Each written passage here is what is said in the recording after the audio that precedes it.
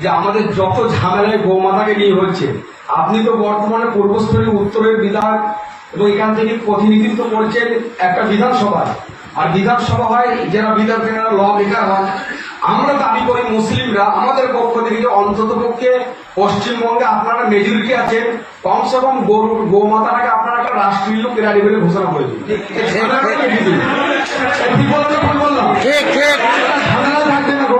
মানে আমি না আগের কথা রিকোয়েস্ট করলাম যে আপনি বিধানসভায় তুলুন, যে আমার এখানে মাইনরিটি ভাইয়েরও বলছে, কারণ এইটা নিয়ে যত ঝামেলা, কাউ কি দুর্গাপুরে লাগাইছে, কাউ কি এখানে লাগাতে করছে, ভালো একটা রাষ্ট্রের সম্পদ করে দিন, কেউ খাবেও না, ঝামেলায় থাকবে না, সবই যাবো না। ঠিক বলেছেন,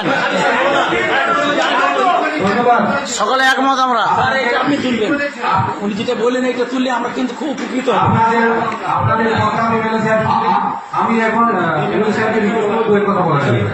দেখুন ভাই, আমাদের ইসলাম ধর্মে গরু ছাড়া আরো 6টা জানোয়ার কুরবানির ব্যবস্থা আছে।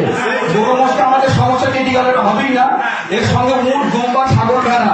তো আপনারা বিকল্প ব্যবস্থা করুন, কারণ দেশে বাস করতে গেলে দেশের আইনকে সম্মান করতে হবে এবং মাথা নত করে মানতে হবে। আমরা নাগরিক, আর সচেতন নাগরিক ওই ব্যক্তি যে দেশের আইনকে সুরক্ষা করে। এই জন্য আমরা সুরক্ষার সঙ্গে মানলাম